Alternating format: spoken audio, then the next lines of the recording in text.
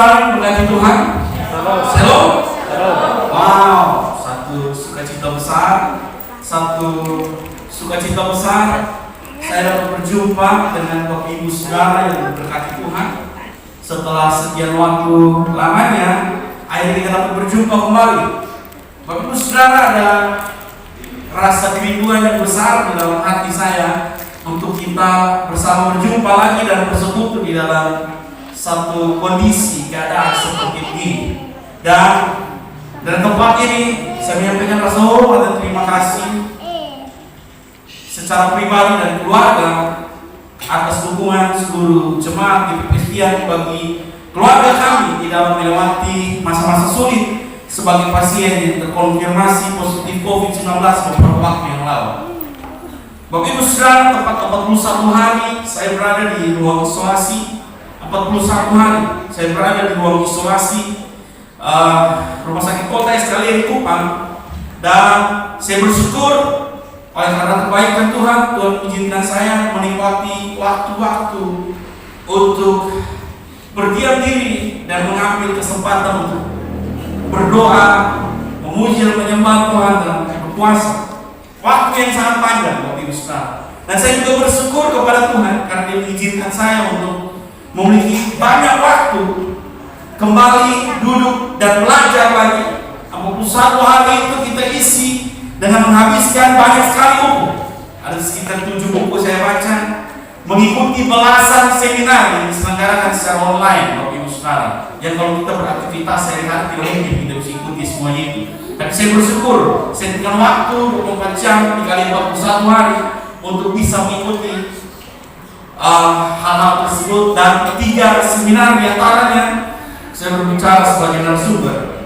Dan saya bersyukur kepada Tuhan juga karena atas waktu-waktu itu saya diberikan kesempatan Tuhan untuk menulis, belajar menulis dan mempersiapkan satu buku yang saya tulis sendiri.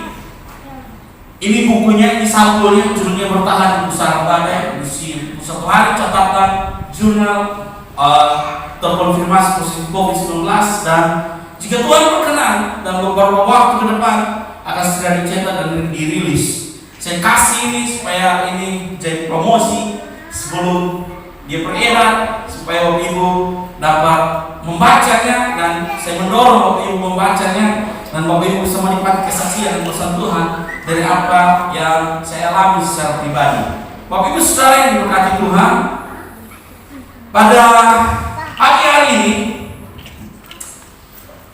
jika saya dapat berdiri di hadapan Bapak Ibu semua, itu semua karena kasih karunia dan kebaikan Tuhan. Dan saya adalah bukti yang nyata bagi Bapak Ibu Saudara bahwa Tuhan yang sedang kita sembah itu Tuhan yang hidup, bahwa Dia sungguh-sungguh seorang pribadi yang bisa menyembuhkan kita, dan Dia Maha Kuasa, dan di dalam Dia tidak ada yang mustahil, Bapak Ibu Saudara. Buktinya saya ada di sini, istri anak saya pun ada, begitu. Bapak Ibu Saudara diberkati Tuhan, pagi hari ini kita akan belajar bersama kebenaran firman Tuhan yang saya beri tema sama persis dengan lagu yang tadi kita nyanyikan, dan sama persis dengan perikop bacaan firman Tuhan yang akan kita baca pada pagi hari ini. Tema ini berjudul Hidup Karena Percaya, Bukan Karena Melihat. Tema ini adalah prinsip hidup Paulus yang dijadikan prinsip melewati situasi dan keadaan yang ada dalam kehidupan dia. Dan prinsip ini membantu saya untuk bertahan di pusaran badai. Bapak Saudara yang diberkati Tuhan, mari kita buka Alkitab kita di dalam 2 Korintus 5 ayatnya yang ke-7. 2 Korintus pasal 5 ayat yang ke-7. Yang saudara yang sudah dapat bisa bilang amin. Yes. 2 Korintus 5 ayat yang ke-7 saya akan bacakan bagi kita semua. Sebab hidup kami ini adalah hidup karena percaya, bukan karena melihat.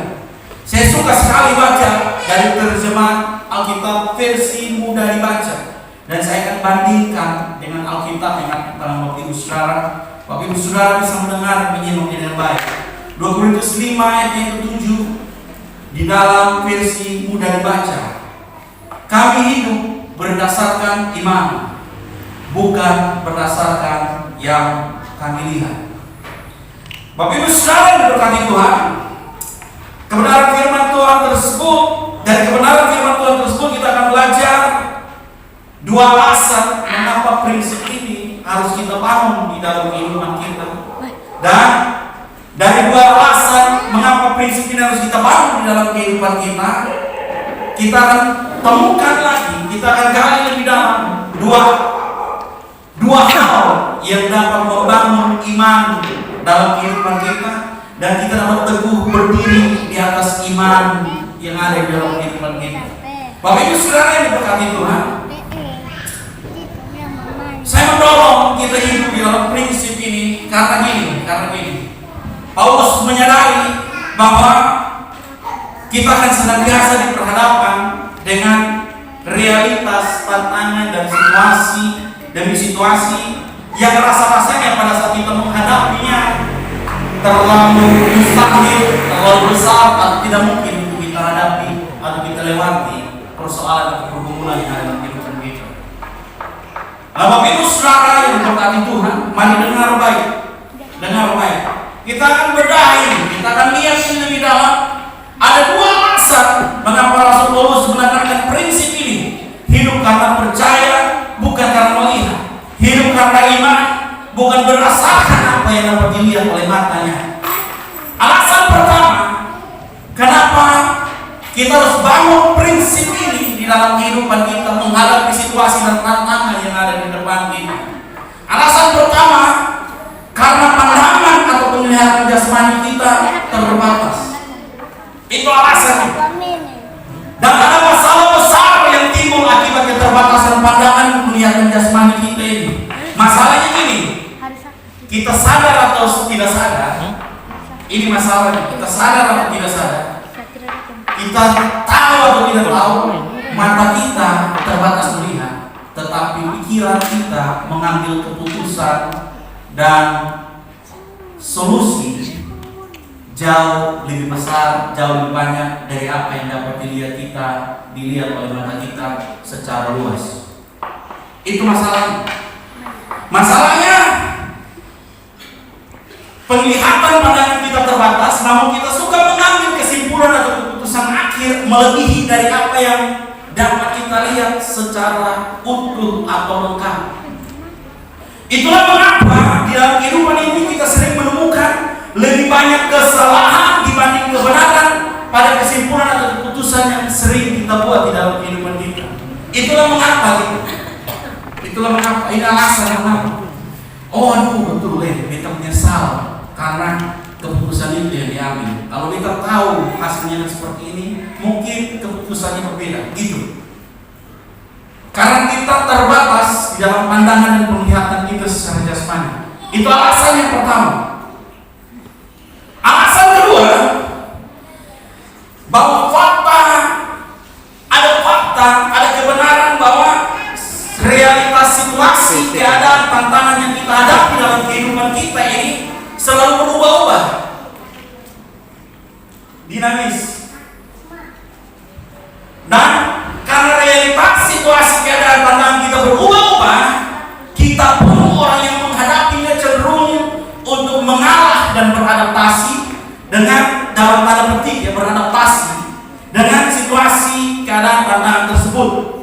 Dan akhirnya kita terjebak di dalam situasi dan kondisi itu dan pasrah mengombang-ambingkan oleh keadaan yang terjadi di sekeliling kita. Nah, Bapak Ibu Saudara yang diberkati Tuhan, ini tantangan yang kita hadapi di depan kita berubah-ubah. Sudah pandangan kita terbatas, situasi yang kita hadapi di depan kita itu berubah-ubah terus. Berubah-ubah terus tekanannya. Dan kita cenderung untuk beradaptasi, mengalah, dan dikendalikan oleh keadaan yang terjadi di depan kita. Ini.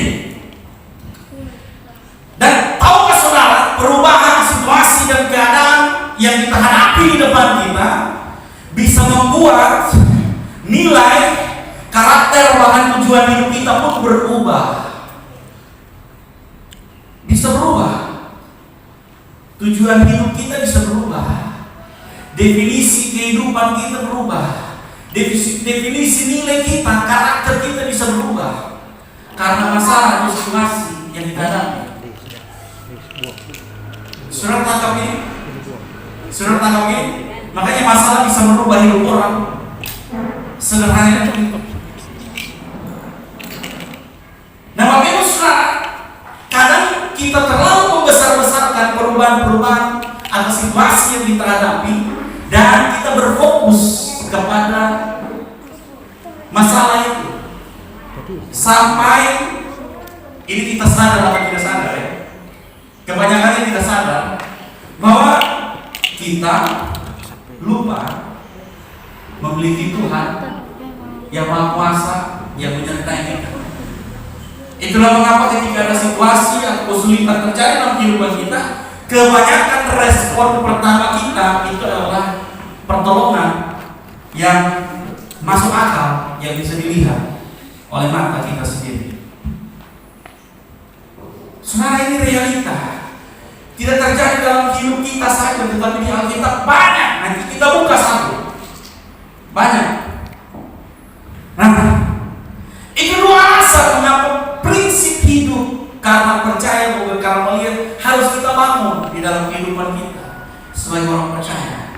Karena gini, situasi keadaan bisa membuat kita tawar hati, kecil dan kecewa dan besarnya situasi keadaan yang menghimpit, menghambat perjalanan kita untuk sampai tujuan.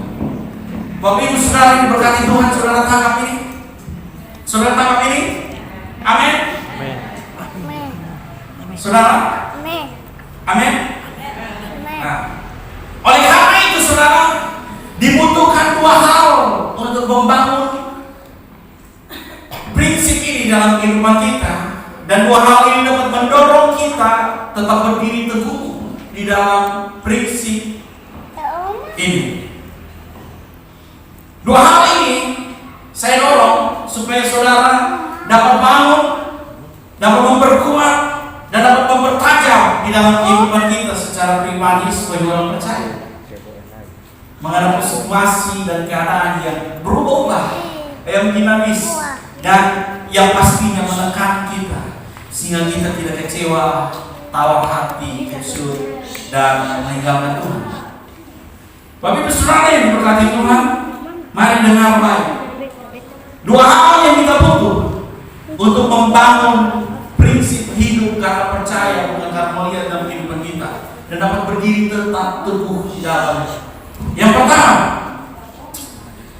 kita perlu membangun, memperkuat, dan mempertajam pandangan roh kita lebih besar dari pandangan jasmani kita. Mari kita buka di dalam Alkitab di 2 Raja-Raja 6 ayat 15 sampai 17. 2 Raja-Raja 6 ayat 15 sampai 17. Ini cerita, saudara bisa baca sendiri. Ini cerita tentang Elisa dan Gehazi yang menghadapi serangan dari Raja Aram yang menangkap Dotan. Ini bagus sekali. Dan kita cuma ambil 3 ayat di dalamnya, dan nanti Bapak Ibu bisa baca sendiri secara utuh dan lengkap di rumah. 2 Raja-Raja pasalnya yang ke-6 ayat yang ke-15 hingga ayat 17. Ketika pelayan abdi Allah bangun pagi-pagi dan pergi keluar, maka tampaklah suatu tentara dengan kuda dan kereta ada di sekeliling kota itu. Lalu berkatalah bujangnya itu kepadanya, celaka tuanku, apakah yang akan kita perbuat? Ini di bahasa Bupang bilang, najis kotor, susah sudah. Di bahasa Bupang ini. Jawabnya, ini jawab Elisa, jangan takut, sebab lebih banyak yang menyertai kita daripada yang menyertai mereka. Lalu berdoalah Elisa, ya Tuhan, bukalah kiranya matanya. Saudara, bukalah kiranya matanya supaya ia melihat. Maka Tuhan membuka mata bujang itu sehingga ia melihat. Tampaklah gunung itu penuh dengan kuda dan kereta berapi sekeliling Elisa. Bapak Ibu Saudara yang diberkati Tuhan, ada 2 mata di dalam kehidupan kita. Mata jasmani mengarahkan kita pada pandangan fisik kita yang terbatas dan melihat situasi yang berubah-ubah tadi. Dan mata roh kita membawa kita kepada pandangan roh dan melihat segala sesuatunya sesuai dengan apa yang Tuhan kerjakan bagi kehidupan kita. Bapak Ibu Saudara yang diberkati Tuhan, gini, ada perbedaan. Mengapa kita harus memperbesar kapasitas pandangan roh kita dan menekan apa yang bisa kita lihat secara mata jasmani kita? Ada beberapa perbedaan, saudara Bapak Ibu Saudara yang diberkati Tuhan. Pandangan jasmani kita dengan baik sering menutupi dan menyembunyikan kebenaran yang sesungguhnya dan hanya mengarahkan pandangan di mata kita untuk tertuju kepada masalah yang kita hadapi, serta membuat kesimpulan yang berlebihan tentang situasi atau keadaan yang kita hadapi. Tetapi pandangan roh memampukan kita untuk melihat bukan pada sumber masalahnya, tetapi pada sumber pertolongan dan penyediaan Tuhan bagi kehidupan kita di setiap pergumulan yang kita hadapi dalam kehidupan kita. Maka jasmani menyajikan masalah, dia mempresentasikan masalah baik kehidupan kita. Amin. Pandangan jasmani mengarahkan kita untuk melihat keterbatasan dan kelemahan kita. Pandangan jasmani mengarahkan kita dan mengkonfirmasi kita untuk tetap terbatas dan lemah. Namun pandangan roh mengarahkan penglihatan kita untuk memandang pada ketidakterbatasnya dan betapa Tuhan Maha Kuasa dalam kehidupan kita.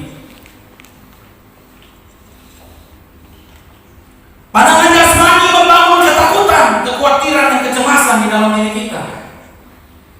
Ketika kita berhadapan wajah dengan wajah, dengan pergumulan yang kita hadapi, membangun ketakutan, kecemasan, kekhawatiran dalam kehidupan kita.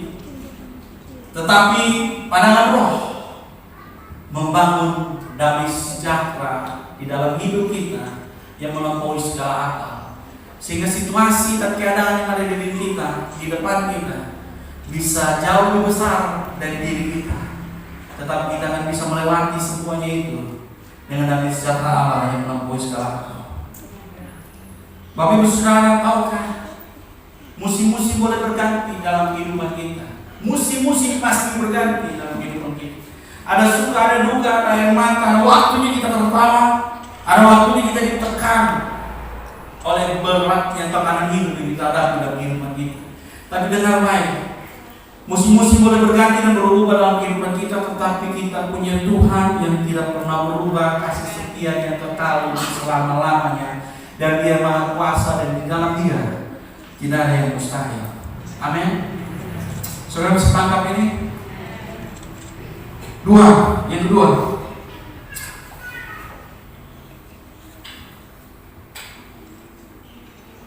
hidup karena iman atau hidup karena percaya berarti dengan baik kita harus membangun, memperkuat, dan mempertajam selera untuk mencicipi kemustahilan di dalam kehidupan kita. Selera untuk mencicipi kemustahilan di dalam kehidupan kita. Tahukah Bapak Ibu Saudara, apa yang engkau kejar, apa yang akan engkau nikmati, itu tergantung pada selera yang ada di dalam dirimu. Kalau kita mengizinkan selera untuk menikmati kemustahilan ada di dalam diri kita, maka kemustahilan, mujizat dan terobosan bisa kita cicipi di dalam kehidupan kita. Ibrani 11 ayat yang ke-1. Saya akan bacakan, ini umum sekali, kita sering dengar. Saya akan bacakan versi bahasa Indonesia masa kini. Bagi Ibu bisa bandingkan Ibrani 11 ayat yang ke-1 di versi bahasa Indonesia masa kini. Beriman berarti yakin sungguh-sungguh, dengan baik, yakin sungguh-sungguh akan hal-hal yang diharapkan. Berarti mempunyai kepastian akan hal-hal yang tidak dilihat. Bapak Ibu Saudara, dalam banyak hal kita gagal mengalami kemustahilan, mujizat, terobosan di dalam hidup kita karena kita menempatkan kebimbangan dan keraguan walaupun sedikit saja dan mencoba merasionalkan apa yang Tuhan kerjakan dalam kehidupan kita dan mencoba memahaminya dengan logika kita untuk mencoba memahami bagaimana cara bekerjanya Tuhan. Jadi keluruan terbesar yang sering kita buat dalam kehidupan kita. Kita berharap Tuhan dapat bekerja dengan cara yang masuk akal sesuai dengan logika kita, yang bisa kita cerna dalam pikiran kita. Dan kesulitan terbesar untuk bertahan di dalam iman adalah ini. Kesulitan terbesar untuk bertahan di dalam iman adalah setiap saat ketika kita berhadapan dengan situasi pergumulan kita, iblis akan berusaha dan menyajikan dan mengarahkan kita kepada begitu banyaknya kelemahan, keterbatasan, dan kegagalan dalam hidup kita, dan kita berkata mungkin iya. Pada saat kita berhadapan dengan situasi kondisi kita ini, iblis musuh kita tahu bahwa ada kuasa yang besar yang menyertai kita. Tapi dia akan coba datang dan bilang ini, dia kasih presentasi di hadapan kita, aduh, untuk siapa, untuk lemah, gitu. Lu jangan makan puji menghadapi situasi. Dan mungkinlah Tuhan tolong. Ini terlalu besar untuk menghadapi. Itu iblis akan menyajikan ke dalam diri kita fakta-fakta tentang kelemahan, keterbatasan. Dan mungkin kita akan berkata iya, dan pada saat kita berkata iya, kita akan memilih untuk bertahan di situ, berdiam di situ, terjebak di situ, dan mungkin lari dari kenyataan yang kita harapkan. Saudara, ini fakta yang kita hadapi di dalam kehidupan kita. Ini fakta. Dan Alkitab mencatat begitu banyak contoh bagaimana orang-orang gagal menghadapi situasi dan tantangan di depannya, dan akhirnya memilih untuk diam, bertahan, atau bahkan mundur dan lari dari kenyataan yang ada di depannya. Saudara-saudara bisa lihat kisah yang menarik dalam 1 Samuel 17. 1 Samuel 17 itu cerita tentang bagaimana Daud mengalahkan Goliat. Saudara baca sendiri. Saudara dengar baik. Saya cerita saja versi saya. 1 Samuel 17 sebagian besarnya berisi tentang gambaran betapa gagah perkasanya Goliat, sehingga musuh itu membuat cemas dan takut satu bangsa yang memiliki Allah. Gini, ini perang di lembah Tarbatin. Ada bangsa Filistin sebelah dengan satu orang yang gagah perkasa menyertai mereka, namanya Goliat. Tingginya lebih dari 3 meter. Kepalanya menggunakan ketopong tembaga, baju perang, dilindungi kaki tangannya dengan semua dari tembaga. Dia memiliki lembing, tombak dan pedang. Bahkan perisainya dibawa oleh salah satu budaknya. Bapak Ibu Saudara, lihat di Alkitab menggambarkan dengan jelas betapa menakutkan dan mengerikan masalah yang dihadapi oleh bangsa itu. Saking mengerikan dan menakutkan, bangsa Israel tertahan 40 hari lamanya. 40 hari lamanya mereka tertahan di lembah Tarbatin, di dalam kecemasan dan kekhawatiran dan ketakutan. Saudara lihat ini, setengah bagian dari pasal itu berbicara tentang betapa besarnya masalah yang dihadapi. Dan kita mencatat 40 hari lamanya bangsa Israel tinggal di dalam kecemasan dan ketakutan, pagi dan sore. Setiap kali musuh ini tampil, dibilang sampai pada jago muncul lawan beta. Kalau beta kalah, satu bangsa ini siapnya menjadi budak. Tapi kalau kosong kalah, satu bangsa ini menjadi budak. Saudara, tiap pagi sore musuh ini datang 40 hari lamanya. Bangsa ini gemetar dalam ketakutan dan kecemasan. Bahkan saudara, ketika Daud sedang bertanya apa yang terjadi, mengapa ada orang yang berani menghina barisan tentara Allah yang hidup. Saudara dengar baik, ketika Daud berkata begitu dan muncullah Goliat yang besar itu, yang mengerikan dan menakutkan itu, larilah bangsa ini ketakutan. Alkitab catat begitu. Saudara, saya bilang begini, sebelum Daud menghadapi Goliat, musuh yang kelihatannya besar dan menakutkan bagi seluruh barisan pasukan orang Israel. Dia setidaknya menghadapi 2 orang, Elia kakaknya dan Raja Saul, sebelum dia menghadapi masalah terbesar yang akan dihadapi nanti. Elia berkata begini, Daud, beta ini tahu makan puji. Ini masa upang ya, beta tahu makan puji. Lu sikap sosok berani itu beta tahu. Lu tahu makan puji tuh di hadapan. Lu bisa aja pulang. Urus itu kambing di domba di rumah yang 2-3 ekor tuh. Datang makan puji di sini. Saudara lihat ini. Iblis tahu bahwa kuasa besar yang menyertai Daud. Dan dia membuat Daud sadar atas fakta ini, bahwa Daud itu cuma anak kecil yang tidak ada arti apa-apa ini dibandingkan musuh yang dia dapat. Saudara tahu Elia itu kepala negara perkasa. Lalu ketika dia bilang, beta ini kan cuma tanya saja, dia omong kata begitu. Saudara lihat itu, lalu dia pergi ke orang yang lain. Dia pergi ke orang lain dan bertanya, kenapa bisa begitu? Bisa-bisanya ada orang yang tidak bersunat, berani-beraninya menghina barisan tentara Allah yang hidup.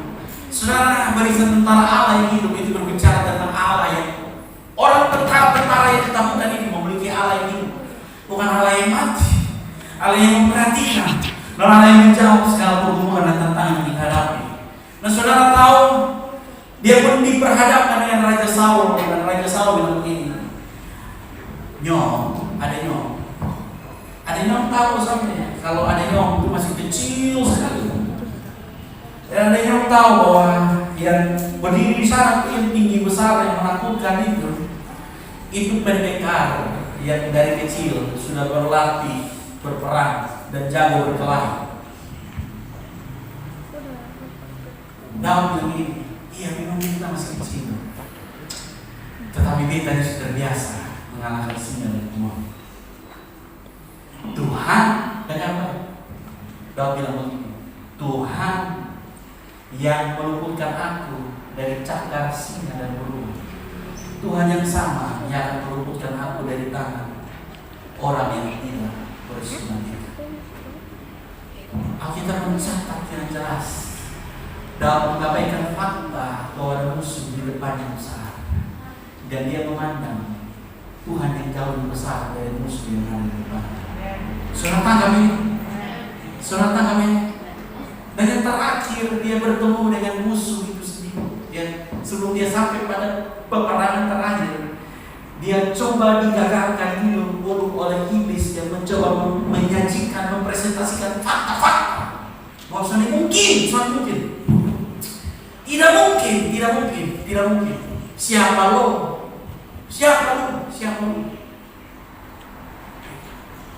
Ini fakta yang sering terjadi dalam kehidupan kita. Ini.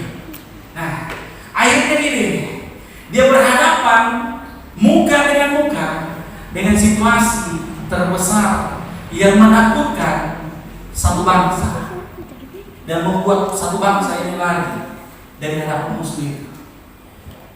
Saudara, Bapak Ibu Saudara yang berkati Tuhan, kita tahu kisah itu. Daud berkata gini, Goliat bilang gini ketika dia lihat Daud, lu pikir beta ini anjing datang hadapi beta ini dengan tongkat? Lu pikir beta ini binatang lu hadapi beta dengan tongkat? Dan satu bangsa yang menyertai dalam kepala perkasa itu tertawa melihat Daud. Karena apa? Dia hadapi selalu mencoba membuat kekuatannya berimbang dengan memperlengkapi Daud dengan pakaian perang. Tetapi Daud melepaskan semuanya itu, dan dia menghadapi dengan sebagaimana diri adanya dia, keadaan adanya dia. Dia menghadapi menghadapi Goliat dengan segala keterbatasan kelemahan yang dia miliki. Dan dengan siapa dia dihadapi Goliat. Lalu bangsa itu tertawa. Satu bangsa itu tertawa. Lalu Daud bilang ini dengar ini. Dia mengabaikan semua yang dia lihat, dan dia memilih untuk melihat dengan pandangan roh. Dan dia memilih hidup bukan dengan melihat, tetapi dengan percaya. Dia bilang gini, engkau mendatangi aku dengan pedang, tombak, dan mending. Aku menghadapi engkau dengan nama Tuhan semesta. Di dalam biara seluruh bumi tahu bahwa di dalam Tuhanlah, di tangan Tuhan ada peperangan, dan di tangan Tuhanlah kemenangan. Saudara lihat ini, saudara lihat ini. Saudara tangkap ini. Hari itu menjadi salah satu hari kemenangan iman terbesar yang dihadapi Daud di dalam hari-hari kehidupan dia. Karena hari itu ini, dia membangkitkan selera untuk mencicipi kemustahilan di dalam kehidupan dia. Dan karena dia membangkitkan selera untuk mencicipi kemustahilan di dalam kehidupan dia dapat menikmati mujizat, pertolongan, terobosan, kemenangan di dalam kehidupan dia. Musuhnya ditaklukkan bukan oleh pedang, bukan oleh tombak, bukan oleh ledeng, tetapi oleh nama Tuhan yang menyertai dia. Saudara, saudara yang diberkati Tuhan, dengar baik.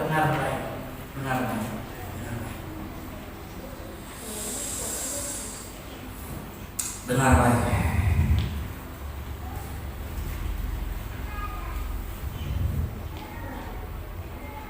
Situasi dan tekanan dalam kehidupan kita bisa mendorong kita untuk mundur dan lari. Tapi kita kalau bangun prinsip ini hidup karena percaya bukan karena melihat. Tapi saudara dengar baik. Kitalah yang akan mengendalikan situasi dan keadaan yang ada di depan kita, bukan dikendalikan oleh situasi dan keadaan tersebut. Kita akan melangkah keluar dari perahu dan berjalan di atas kemustahilan demi kemustahilan, berjalan di dalam terobosan demi terobosan, berjalan di dalam mujizat demi mujizat. Dengar baik Bapak Ibu Saudara yang berkati Tuhan. Dua hal ini perlu kita bangun dalam kehidupan kita. Dan saya percaya jika kita memahami ketika betapa kesadaran betapa terbatasnya kita, kesadaran ada fakta bahwa betapa kita ini tidak berarti menghadapi tekanan dalam kehidupan kita, itu akan sirna, akan hilang, akan pergi. Karena kita membangun kesadaran dalam kehidupan kita, kita bergantung bukan pada apa yang dapat kita lihat dengan mata jasmani kita yang terbatas ini, tapi kita bergantung kepada Tuhan yang jauh besar dari segala sesuatu yang ada dalam yang kita hadapi di kehidupan kita. Saudara bisa tangkap ini? Saudara bisa tangkap ini? Kamu mesti persiapkan maju ke depan.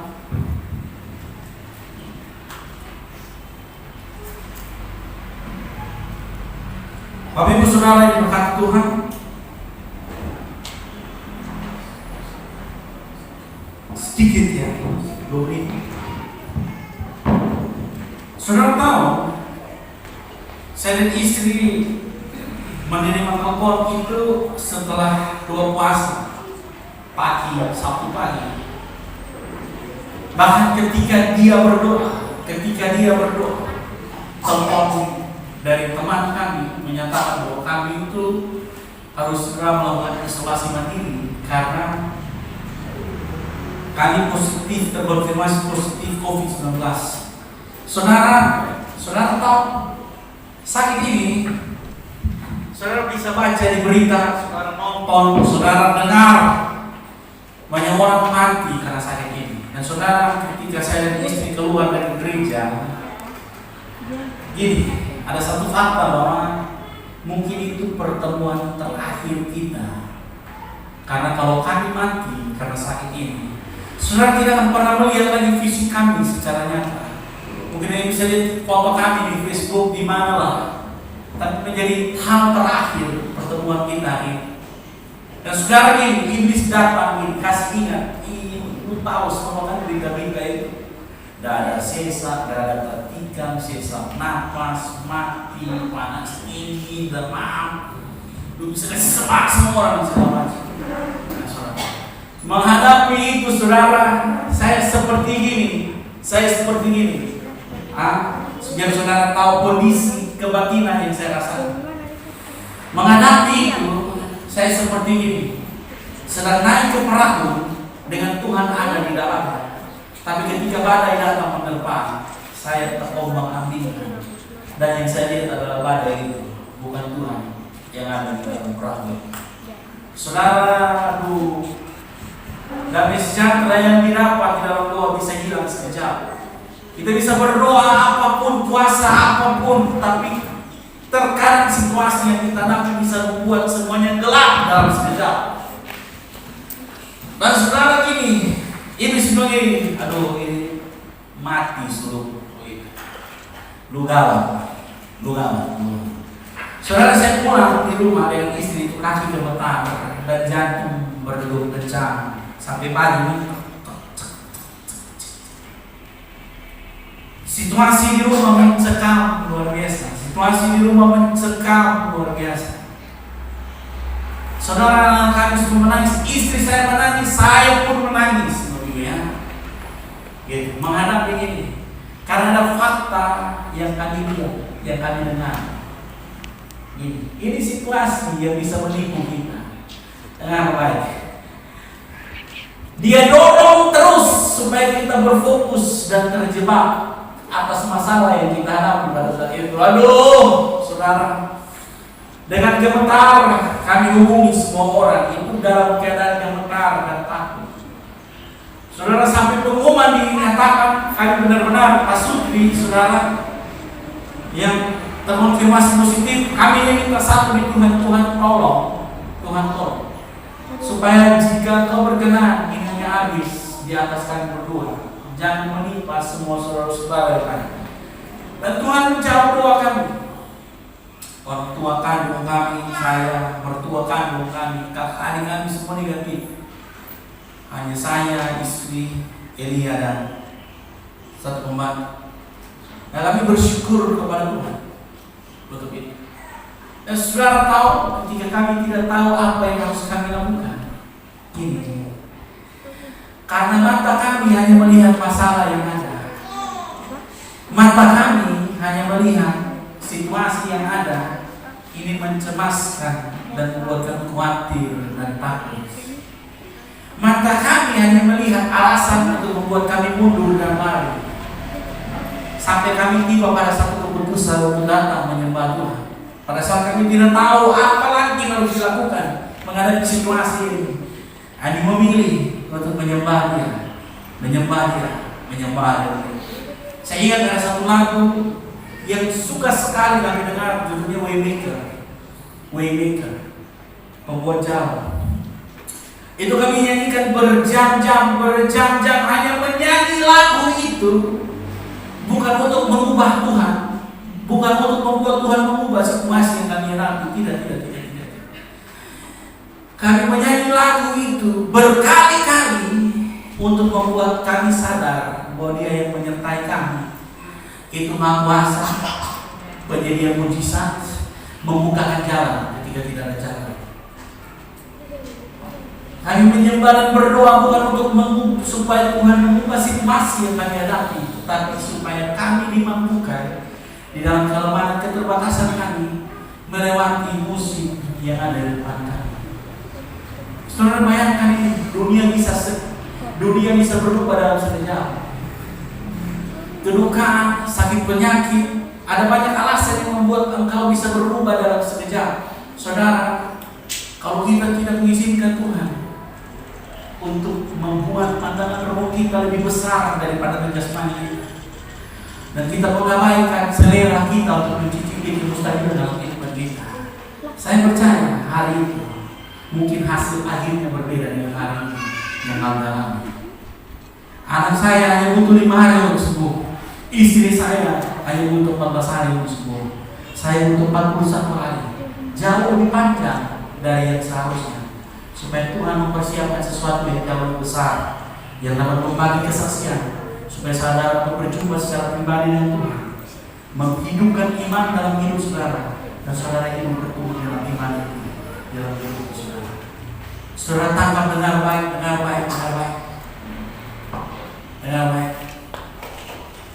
Hiduplah karena percaya, bukan karena. Tuhan Yesus memberkati kita semua, dan mari kita bangkit beri dan berikan kemuliaan yang paling kasih kepada Tuhan. Mari kita akan pujian tadi sekali lagi, dan saya mendorong Bapak Ibu Saudara. Saya mendorong Bapak Ibu Saudara untuk bangkit berdiri dan datang di Tuhan. Saya berdoa supaya Roh Kudus satu persatu mengoreksi apa yang salah dalam hidup kita dan mendefinisikan kembali tujuan kita dalam Tuhan. Saya berdoa, mari kita bangkit berdiri dan kita akan pujian. Kekuatan di